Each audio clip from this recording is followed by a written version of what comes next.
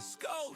Greg's got the news, Danny's got the flair. One talks the cloud, the other's out there. Servers spinning, bites keep grinning. Tech talk laughs, let's get the show winning. Cyberwise guys, we're cracking the code.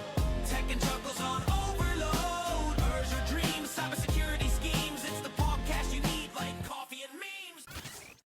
Welcome to Cyberwise Guys, where we break down the latest trends, threats, and technologies in cybersecurity, helping you stay one step ahead and cyberwise. Our guest today is Bryson Payne, an award-winning cyber coach, author, and TEDx speaker, and the founding director of the Institute for Cyber Operations at the University of North Georgia and NSA DHS Center for Academic Excellence Cyber Defense. Dr. Bryson is a tenured professor for computer science at UNG, where he has taught aspiring coders and cyber professionals since 1998. Welcome to the show, Bryson. Thank you, Danny. It's a pleasure to be here, Greg. Thank you guys so much for having me. It's an honor to be on the program. Love listening to it. I'm excited to be with you today. Thank you for joining us today. And with October being a cyber awareness month, I can think of no one better to talk to than to you, someone who's been in the trenches of cybersecurity awareness since the previous century. Sounds a long time when you describe it like that. But maybe to start our conversation today, could you tell us a little bit about your journey and what drew you into cybersecurity? Sure, absolutely. The nice thing about being in cyber for this long is that I was around in cyber before we even called it cyber, right? It was information assurance and security way back in the old days. I got started in ethical hacking or reverse engineering when I was about 13. My mom got me a Commodore 64 computer, and I had a bowling game that didn't score correctly. And it bugged me so much that I wanted to learn how to fix the game. Well, it was, an assembly level game. It was like a cartridge. So my mom bought me the assembler cartridge for the Commodore 64. It was the assembly language that you use on the old Commodores. Right. And I found the spot where the score was getting applied incorrectly toward the end of the game and fixed it. And I had no idea that 40-something years ago, I would be doing the same thing today, but teaching students who go on to work for Army Cyber, the National Security Agency, Department of Homeland Security, CISA, big companies like IBM, Google, and Amazon, doing the same kind of stuff that I was doing just for fun because I was mad that my game didn't score correctly. And I do still help my sons. I've got a 15 and 17-year-old now. I help them fix a game that's not working quite right for them sometimes, or maybe even get a little advantage in a single-player game. And Well, that's what I think is key here for most of us who get into cybersecurity and ethical hacking, especially. You generally start out with being curious. Someone asked me, what's the greatest skill you could have when you're trying to do something like pen testing or hacking, if you will? It's just be curious. Treat it as a puzzle. As a game. It's just one thing. I think it's interesting where a lot of the defenders will say, I have to be right all the time. They only have to be right once. But that comes from a mindset where they don't see that you're often wrong. Like 1,000 times you've tried different things and you're wrong every time except one time. And then you just get curious from there. And that's really what it is. So I'm not surprised everything started for you just looking at something small like how to score your bowling game right. That's right. And I try to tell my students to find things that interest them. There are so many areas inside cybersecurity. You can go into compliance, risk, governance. You can go into ethical hacking, forensics, reverse engineering, malware analysis. There are just so many fun areas. There's room for everybody in cyber, and there's something for every person in a cyber career path. So it's pretty exciting.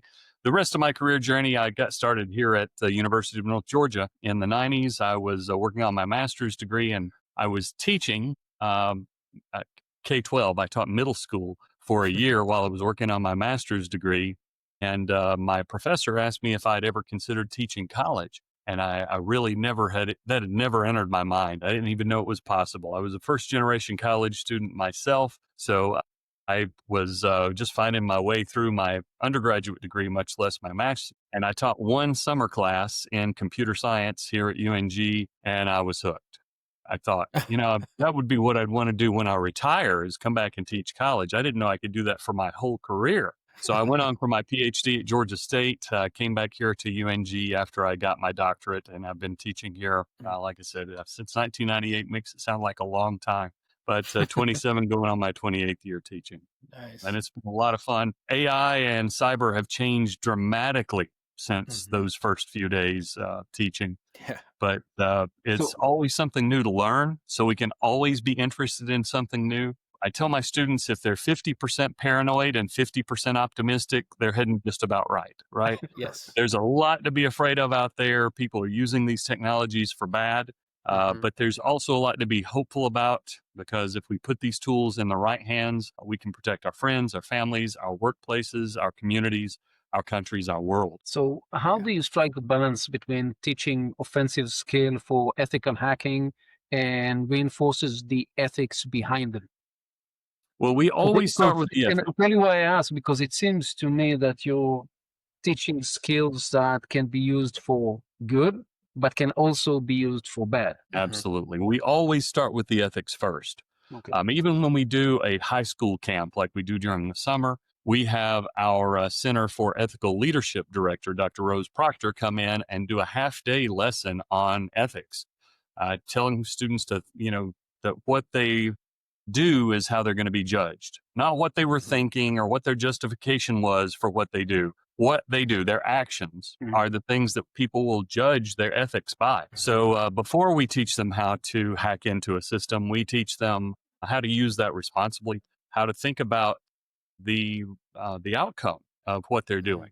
Whether they think it's a good idea or a bad idea in the short term is one thing, but how they're going to be judged by that later on. We especially need to do this because some of those high school students will come here and go to college or go to other senior military colleges across the union, and they'll later need to go in for a security clearance, a background check. And those things that they've done, even when they were in high school and college, they've got to answer questions about and be able to make it through that clearance check. To get one of those high-paying federal jobs or high-paying contractor jobs, or just a great job with a great company. So we start with the ethics first is the important part.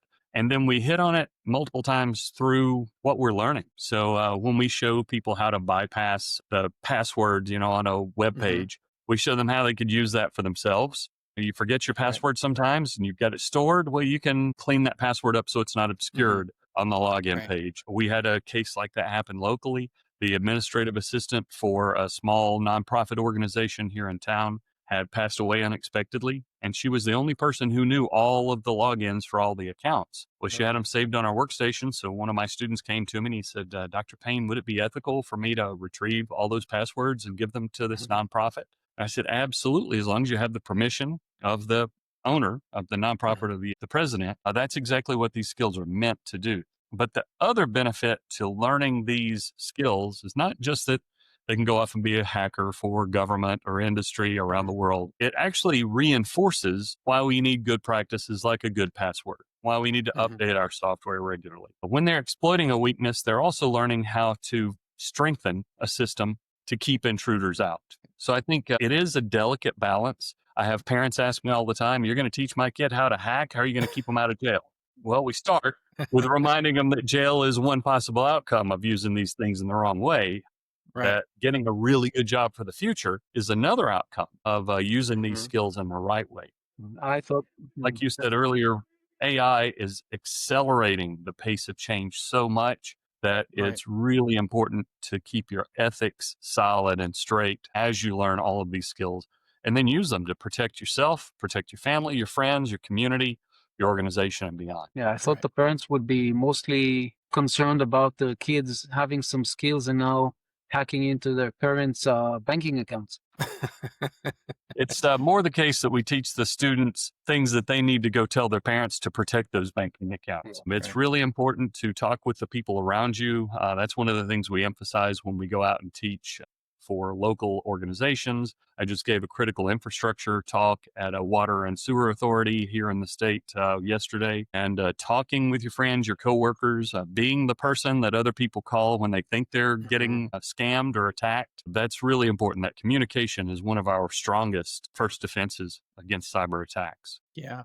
And that's, I think, is a really important thing to get across, is that these are powerful tools. And with powerful tools, you can do powerful things. And if you want to show off as all your skills. I mean, you could do things like just run a tree command in Linux, right? Looks powerful. It's not doing anything, but stuff like that. You can there are ways that you can show off your skills that are positive, and you can use these skills to do things that are positive in the community, like learning how to pick locks, or drive a car. Those are all tools that, if you use it incorrectly, can hurt someone. And I think my experience with younger cybersecurity people, and I mean by experience, is they want to do the right thing, and they're sickened by these hackers who go after hospitals and old organizations that don't have high security, that are doing good work, and they want to make a difference that way. And so, I find that it's the exception where you have someone that truly wants to say, well,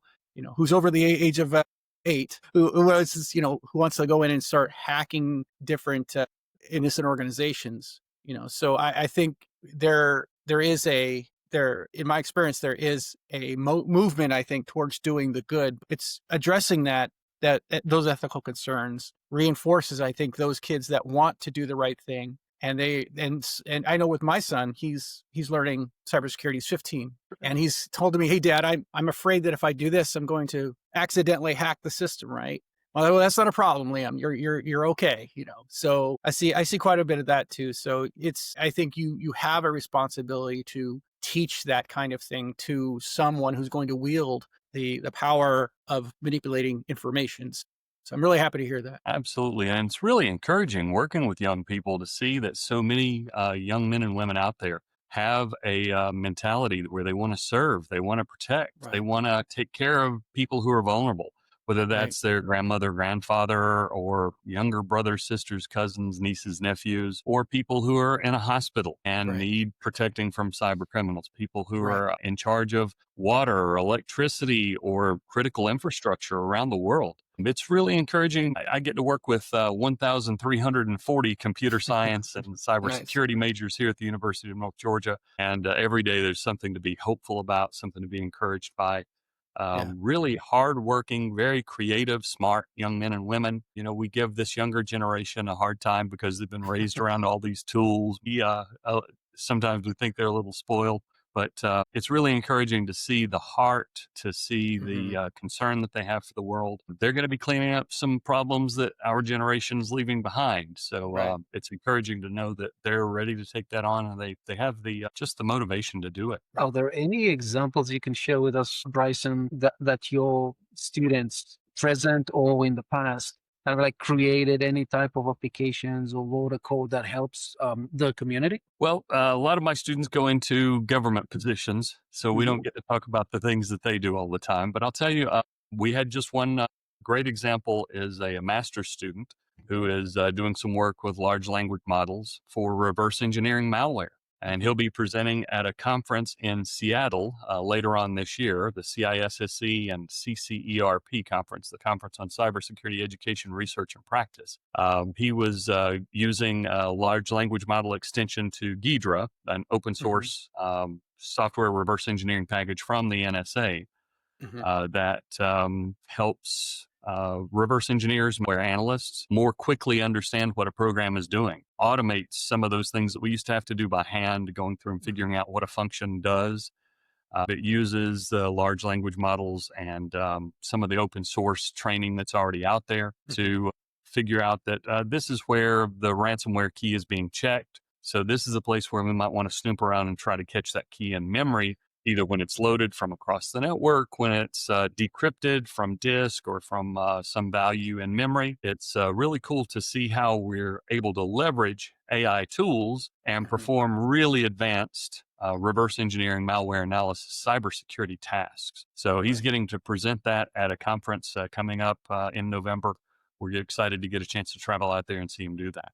Then on the undergraduate side, we have students who are cadets or civilian students here at the university who are teaching high school students throughout the year. They go into classrooms and work with local computer science and cybersecurity teachers to help extend the lessons. I have a student who just got back from teaching down county schools, a couple of counties south of us. He taught car hacking. So he took a lesson that we do here at the university. We look at all kinds of IoT, Internet of Things systems, all kinds of embedded systems, these systems on a chip that are in the devices we use all around us, from your smart television to a drone to your car, and showed students how they can reverse engineer some of the signals in their own automobile. I've used those skills to fix problems in my family's vehicles in the past. It's nice to have those skills. It's a different set of skills than it used to be. I started working on cars by changing my own oil, learning how to change my brakes, learning how to change the timing belt. Now we plug in with a laptop and we can adjust things on the fly. I have a completely e-car, so I actually have to MFA into my car,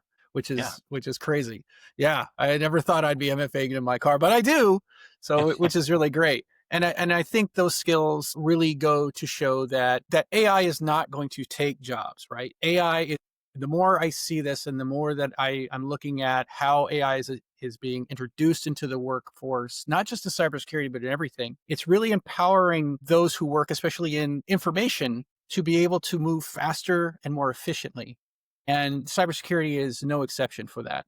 So some of the things that I know when I first started in cybersecurity that I would have struggled with for a long time, AI has really assisted me in becoming more efficient at those kinds of things so I can focus on the bigger picture. It's no longer focusing on a particular, particular structure schema, but it's now looking at systems of data, how they flow and where they're weak in the overall architecture. And for me, I know that has been a really, really assisted by AI tools, whether that's something very generic like Copilot or something more specific that's just for cybersecurity and trained on cybersecurity. It really does make a difference to make you more efficient and help you really see the overall picture on what you're doing. Because I know for me, when I was learning, it was like, well, okay, I don't understand why I'm doing this. And if you don't understand why you're doing this, then you don't know what the next step is going to be and what you get from what you're doing. So you're unsure of where you are even in the process. And it is a process. So I definitely see AI as really helping our defenders to become way more efficient at this and harnessing it as a partner in defending in an organization, not a sentinel that does it all by itself. Well, absolutely.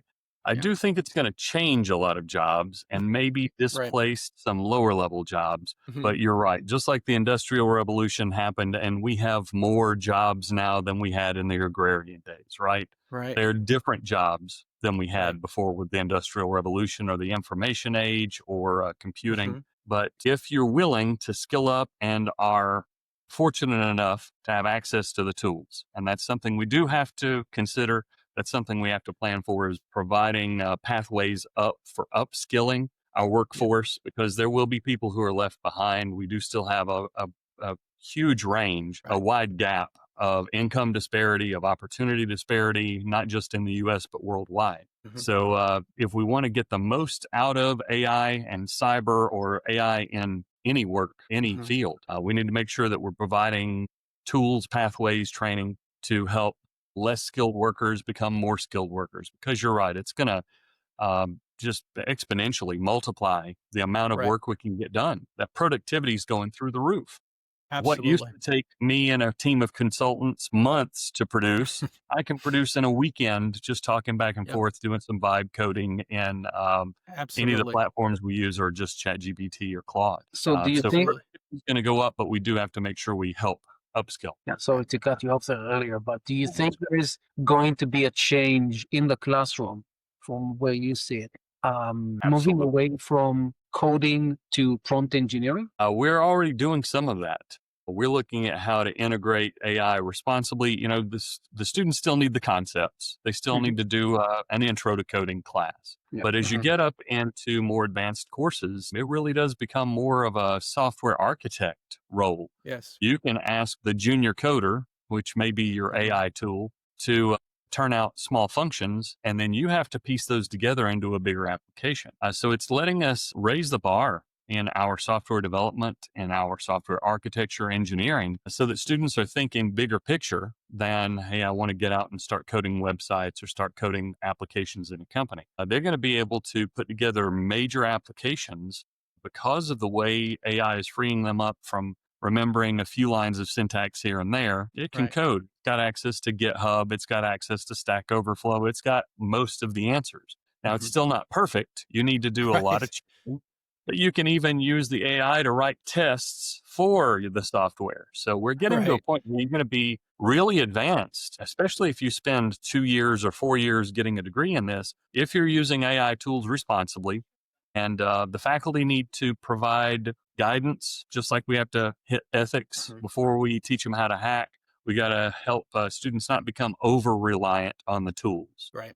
We Right. all know how to use a calculator and we use them, I'm sure, but we also know how to do basic math so that Right. if the calculator's ever wrong, which is rare, AI is wrong a lot more often than a calculator's wrong, of course. So we Right. do have to do more checking behind, but it really is encouraging. I do see the glass half full, but we Yeah. got to remember those people who are going to be caught in the glass half empty that Absolutely. maybe don't have access to AI tools, especially since most things are free up to a very small point. After 5 Mhm. prompts, you got to spend $20 a month, and that may not be Right. within reach for even some of our students who work to support Mhm. themselves. The difference between $240 a year may mean less food on the table, less economic security. Anytime we can provide tools and access, I think that's going to be a good thing, especially open source models. I think there's some real promise there.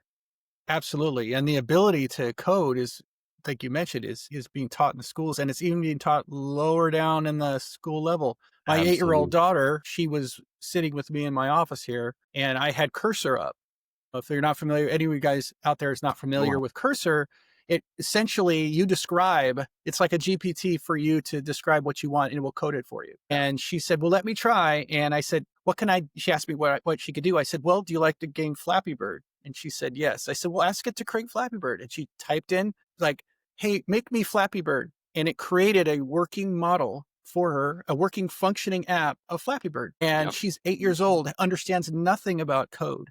And so it's becoming going lower and lower in the grades until we have what, second graders, first graders learning the basics of coding, which I think is great. And I think we also have the issue here that we had. You mentioned the Industrial Revolution. Remember, there was that analogy or that legend of, when the cars were coming around, people were like, we can't have cars because buggy whip makers will be out of style, right? They'll lose all their jobs. And what they had discovered with that is, yes, buggy whip makers lost their jobs, but they were able then to build cars or build headlamps or construct tires. So I think, and you do have a point about access. If we are able to really help people with access, then we open up different jobs. Like, for example, I know there's a burgeoning market for creating AI agencies that make devices or tools like agents, right? Using, say, make.com or N8N, and building these workflows with automation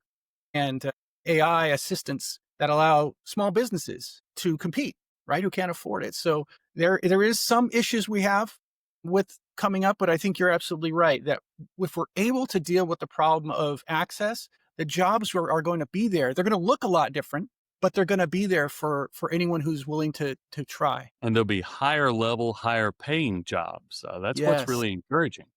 We're Yes. giving people a chance to level up not just their skills, but their income, their productivity, their leisure time. I mean, if you're Yes. getting work done in 6 hours that used to take you 8 or 10 hours, Yes. maybe you get a little more time to go to that game with your kids, a little more time to spend reading or learning other skills. Yep. So I think there is a lot of promise. It's a cool time. It's still a little bit of a scary time, of course, in the near term. There's going to be a lot of Yes. change, and that's always a scary thing for people in the world, but it's a Yeah. great opportunity, especially if you're Absolutely. willing and able to jump in and get started now. Right. We're talking about awareness and education and coding from young age. I Mhm. want to shift maybe the conversation, or maybe not shift, but ask a little bit different question here. In the scope of the university, obviously not everybody is into cybersecurity and coding and computer science. How are the young generation in college today dealing with cybersecurity and its effects on them as users in the university? Are there any special demands from students today when they first come into college and say, okay, you need to install this software on your laptop or on your mobile device, anything along those lines? Yeah, one thing that people ascribe to this younger generation is they're digital natives, right? They were born with iPads in the home, with computers in their hands, with watches that can connect to the internet. But Mhm. a lot of times they're as naive as the rest of us were going into this. Yep. I know how to use a microwave, but I don't know how to build one, right? I've had microwaves most of my life, but I still couldn't piece one together. It's Right. the same for these digital natives. They've been raised around the internet. Had access to more information, good and bad, than we ever had when we were their age. But they don't always know how to keep themselves safe. They've got a lot more awareness of the threats, but sometimes they think it's not going to happen to them Right. until one of their friends loses access to their Instagram because somebody hacked them, and now they're selling things on Instagram as that person, and they can't do anything to get it back. So, unfortunately, those real world incidents are the things that are helping students take security seriously. So, in addition to our undergraduate courses in cybersecurity introductory courses, a lot of universities like UNG are working on a core curriculum class in cybersecurity. Mhm. Just like some schools have a basic personal financial management class, a Right. basic cybersecurity awareness course is a really Mhm. good place to go. Of course, all of our employees and all of our students get cybersecurity training like we get Mhm. at work, but getting that personal level and seeing just the basics of how to protect yourself and why you want a longer password or passphrase Right. than 8 characters, one uppercase, lowercase, number symbol.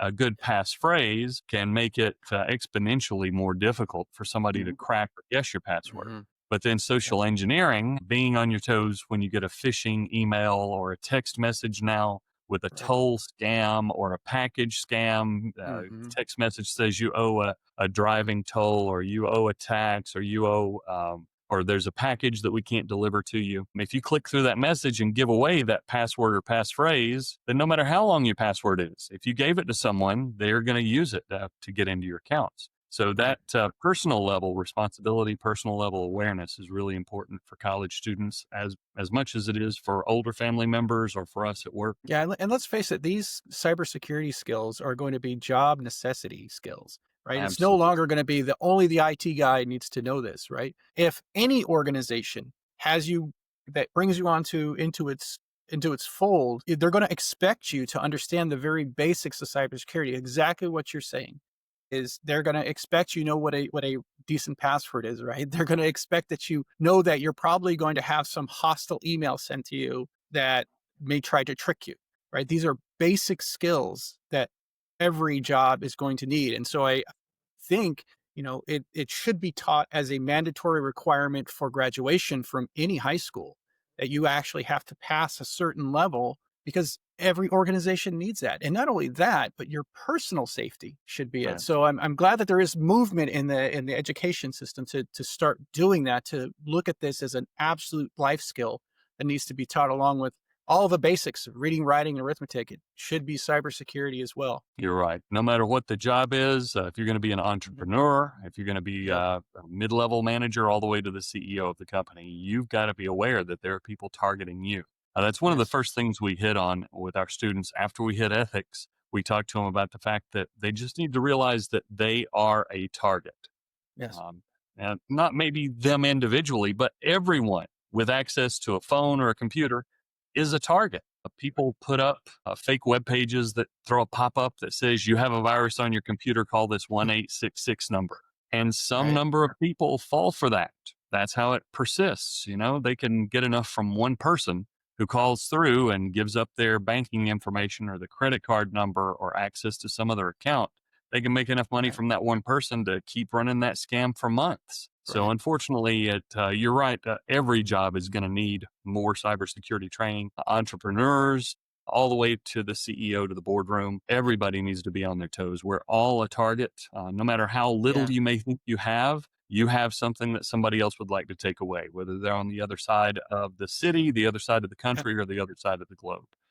Well, and the Criminal biggest, yeah, state. the third biggest economy in the world is cybercrime. That's right. So I use that all the time in my talks. Is it's not just a small thing that happens. It is the third largest economy in the world is cybercrime. Absolutely. And unfortunately, it's growing every day and all it. So attackers are getting much more novel in their approach, much more clever. It used to be you'd get the poorly misspelled Nigerian prince email.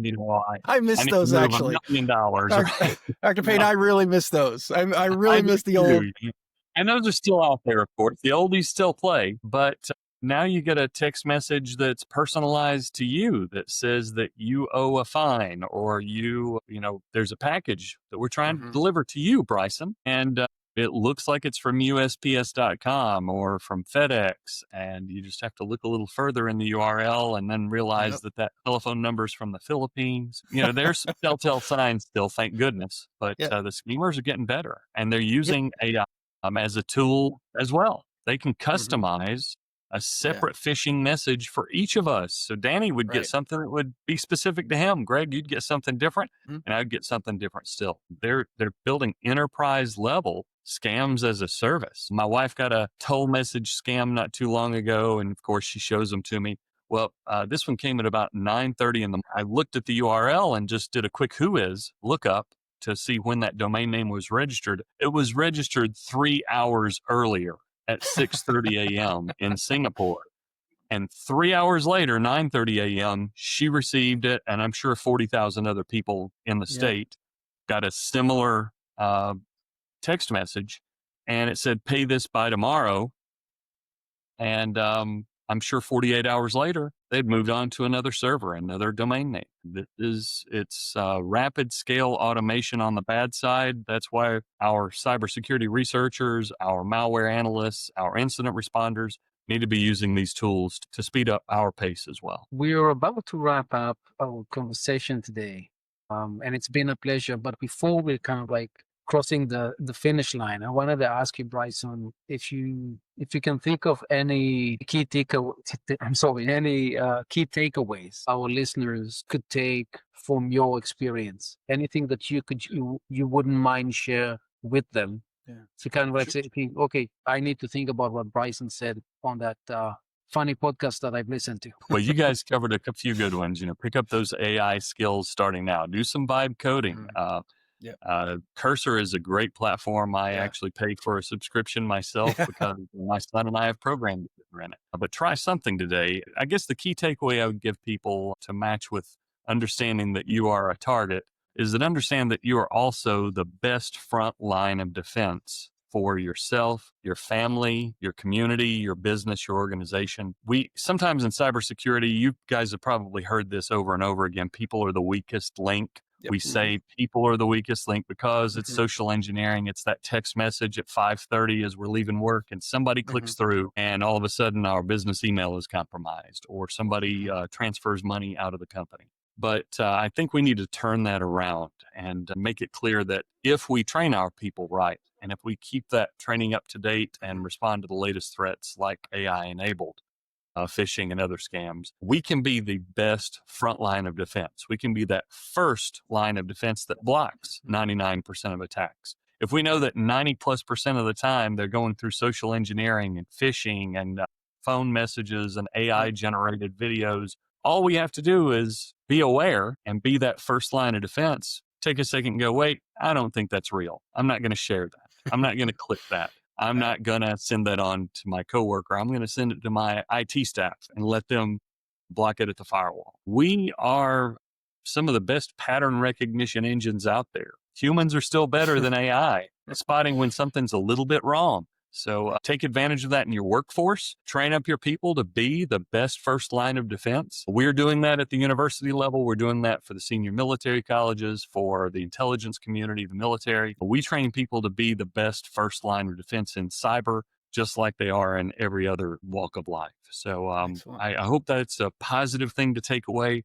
There is a lot to be afraid of out there. The world is changing fast, but we are still the best first line of defense to keep somebody out of our bank accounts, out of our families' devices, out of our organizations. Right. So I hope that's a good takeaway to give everybody a positive feel going into Cybersecurity Awareness Month. For sure. I appreciate that. So with that, thanks for tuning in for Into Cyber Wise, guys, because staying secure means staying smart. Until next time. Stay vigilant, stay informed, and stay cyber wise. Bye, everybody. Let's go. Greg's got the news. Danny's got the flair. One talks the cloud, the others out there. Servers spinning, bytes keep grinning. Tech talk laughs, let's get this show winning.